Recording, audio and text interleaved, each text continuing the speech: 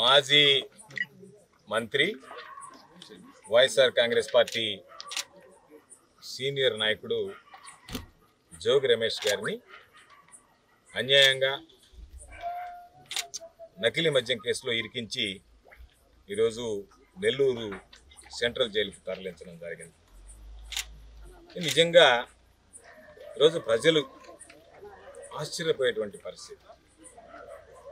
చంద్రబాబు నాయుడికి వ్యక్తిగత కోపం, వ్యక్తిగత ద్వేషం జోగి రమేష్ మీద ఉండి ఉండవచ్చు. కారణం ఏమిటంటే జగన్మోహన్ రెడ్డి గారిని తెలుగుదేశం పార్టీకి సంబంధించినటువంటి వ్యక్తులు దూషించినప్పుడు ప్రశ్నించడానికి వెళ్ళినటువంటి వ్యక్తి దానిని తన సానుభూతి కోసం తన ఇంటి మీద దాడికి పాల్పడ్డారని చెప్పి చంద్రబాబుతో పాటు పచ్చ మీడియా ఆ రోజు అనేక రకాలైనటువంటి ప్రచారాలు చేసినటువంటిది. దుష్ప్రచారం చేయడంలో చంద్రబాబు దిట్ట.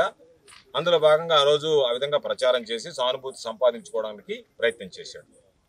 అధికారంలోకి వచ్చిన తర్వాత నన్ను ప్రశ్నించేటువంటి వాళ్ళు ఉన్నారా అన్నట్టుగా ఈరోజు ఒక్కొక్కరి మీద కేసులు పెడుతూ అందులో భాగంగా ఈరోజు జోగి రమేష్ను కూడా సంబంధం లేనటువంటి కేసులో ఈరోజు ఉదయం చేసి జైలుకి తరలించడం జరిగింది.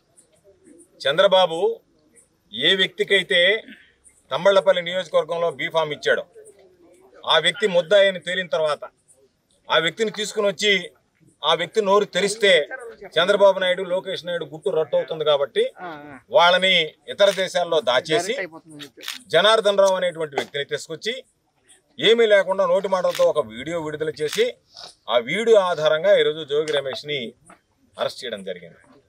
మేము ఆ రోజు నుంచి చెప్పాడు పాపం రమేష్.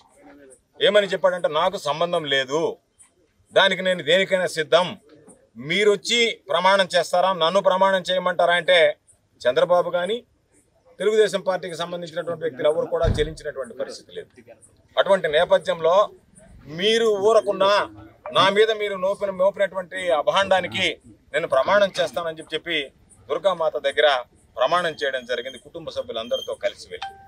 దాని తర్వాత ఈ ప్రభుత్వం సీటు ఏర్పాటు చేసి ఎవరికైతే కక్ష తీసుకోవాలనుకుంటున్నారో వాళ్ళందరినీ నిందితులుగా చేస్తున్నటువంటి నేపథ్యంలో ఈరోజు దాని మీద కూడా హైకోర్టుకు వెళ్ళి సిబిఐ చేత విచారణ చేయించండి, వాస్తవాలు నిగ్గు బయట తెలుసండి అని చెప్పారు. ఈరోజు ఆ కుటుంబ సభ్యులు చెప్పారు, మేము ఏ టెస్ట్కైనా సరే లైట్ డిటెక్టర్ టెస్ట్ కూడా సిద్ధంగా ఉన్నాం, కాబట్టి మీరు ఎటువంటి పరీక్షలు చేసినా మాకు ఇబ్బంది లేదు, మా మీద ఈ నింద మోపకండి అంటే ఈరోజు వాటి అన్నిటిని పక్కన పెట్టి ఏదో ఒక విధంగా రమేష్ అనేటువంటి వ్యక్తిని మీరు అరెస్ట్ చేయాలనేటువంటిది మీ లక్ష్యం కాబట్టి దానికి సంబంధించి ఏ విధంగా అరెస్ట్ చేయాలనేటువంటి దానికి ఒక స్క్రిప్ట్ తయారు చేసి జనార్దన్ రావుని మీ అధీనంలో ఉంచుకొని ఆయనకు రాచమర్యాదలు చేసి ఆయన నేరుగా ఎయిర్పోర్ట్కి వస్తే ఎయిర్పోర్ట్ నుంచి ఆయన తీసుకెళ్ళి మీ స్వాధీనంలో పెట్టుకుని మీరు ఆయనకు ఒక స్క్రిప్ట్ తయారు చేసి ఇస్తే దాన్ని చదివితే దాన్ని వీడియో రికార్డ్ చేసి ఈరోజు విడుదల చేసి ప్రజలందరిలో కూడా జోగి రమేష్ అనేటువంటి వాడు ముద్దాయి అని చెప్పి డైవర్షన్ పాలిటిక్స్ కంటే ఈ మురికి, ఈ మకిలి ఇదంతా కూడా తెలుగుదేశం పార్టీకి అంటుకున్నది.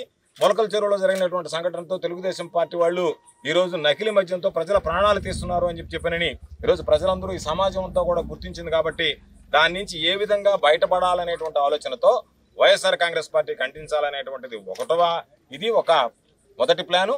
రెండవది మీకున్నటువంటి కక్ష సాధింపులో జోగి రమేష్ని చేర్చాలనేటువంటిది రెండవది. ఆ విధంగా ఈరోజు ఆ కుటుంబ సభ్యులందరూ కూడా బాధపడేటువంటి పరిస్థితి ఏర్పడింది. కాబట్టి ఎవరు కూడా ఇటువంటి అన్యాయం ఎప్పుడు చూడలేదు, ఎప్పుడు జరగనటువంటి పరిస్థితి.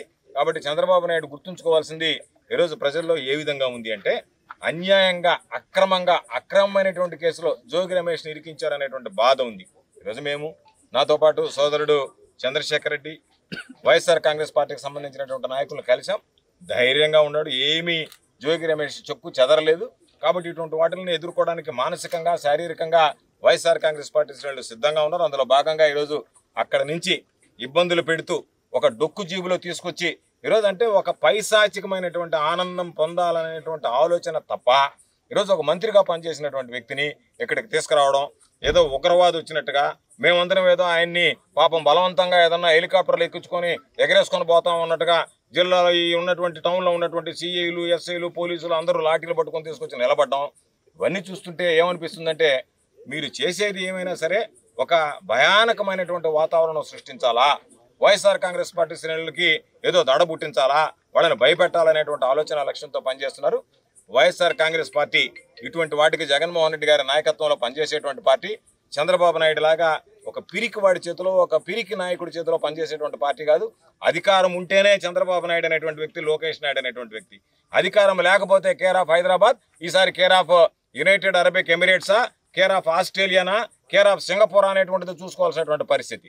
కాబట్టి అటువంటి పరిస్థితిలో ఉండేటువంటి మీరు ఈరోజు రమేష్ లాంటి వ్యక్తిని ఈరోజు పాపం అందరూ ఈ సమాజంలో ప్రతి ఒక్కరు ఎవరిని అడగండి, నేను అడుగుతున్నా సిడ్నీ పోలీసుల్ని, మీ అంతరాత్మను మీరు అడగండి.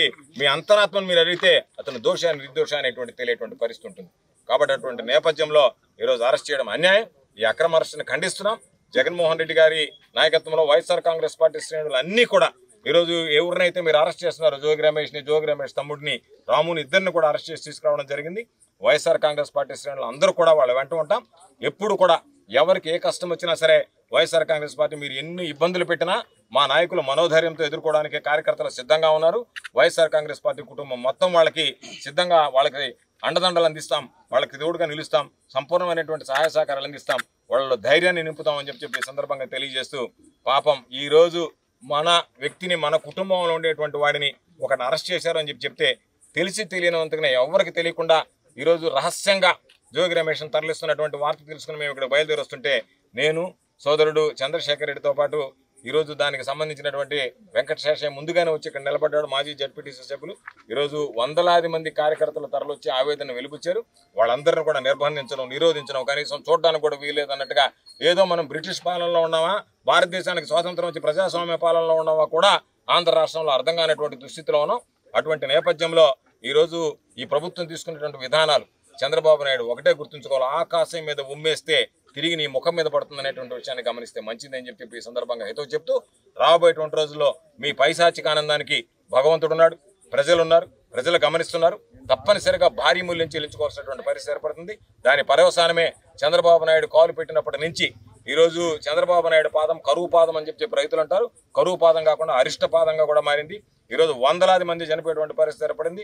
ప్రజలకు భద్రత లేదు, భక్తులకు భద్రత లేదు, వాళ్ళ గురించి పట్టించుకునేటువంటిది లేదు. పోలీస్ అంతా అక్రమ అరెస్టులు, ఇటువంటి వాళ్ళని తీసుకురావడం, వీళ్ళ కోసం ఎవరన్నా వస్తే వాళ్ళని నిరోధించడానికి పోలీసులను వాడుకుంటున్నారు తప్ప శాంతి భద్రతల కోసమో, ప్రజల రక్షణ కోసమో, ప్రజల మాన ప్రాణాలను కాపాడుకోవడానికే ఈ పోలీసు వ్యవస్థ పనిచేసేటువంటి పరిస్థితులు లేదు.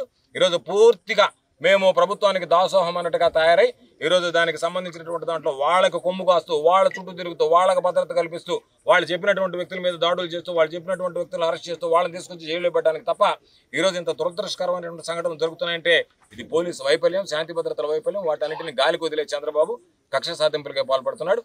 ఏది ఏమైనా సరే ఈరోజు జోగి రమేష్కి సంబంధించినటువంటి అరెస్టుని ఖండిస్తున్నాం. వాళ్ళ కుటుంబ సభ్యులకి ఈరోజు వైఎస్ఆర్ కాంగ్రెస్ పార్టీ కుటుంబం అంతా తోడుగా నిలిచి అండదండలు అందించి ధైర్యంగా ముందుకు వెళ్ళేటువంటి విధంగా ఈరోజు రేపు జరిగేటువంటి రోజుల్లో తప్పనిసరిగా న్యాయస్థానాన్ని ఆశ్రయిస్తాం. న్యాయస్థానం నుంచి కడిగిన ముత్యంలాగా జోగి రమేష్ బయటకు వస్తాడు. నేను ఛాలెంజ్ విసురుతున్నా ఈ పోలీసులకి, మీరు కేవలం ఈరోజు ఏదో ఉంది కదా అని చెప్పి మీ కక్ష సాధింపు కోసం మీరు పెట్టడం కాకుండా సాక్ష్యాధారాలు అనేటువంటివి కోర్టు ముందు పెట్టగలిగేటువంటి దమ్ము, ధైర్యం ఈ ప్రభుత్వానికి, పోలీసు వ్యవస్థకి ఉందా అని చెప్పి ప్రశ్నిస్తూ ఈరోజు జోగి రమేష్, సోదరుడు జోగి రమేష్ గారి అక్రమ అరెస్టును తీవ్రంగా ఖండిస్తూ, చరిత్ర సృష్టించినోడు ఇప్పుడు ఆ చరిత్రని తిరగరాయబోతున్నాడు. అబద్ధాల గోడల్ని బద్దలు కొట్టి నిజాలను రాగా మీ ముందుంచబోతున్నాడు. నిజమైన వార్తల కోసం వెంటనే డౌన్లోడ్ చేసుకోండి రా యాప్ని.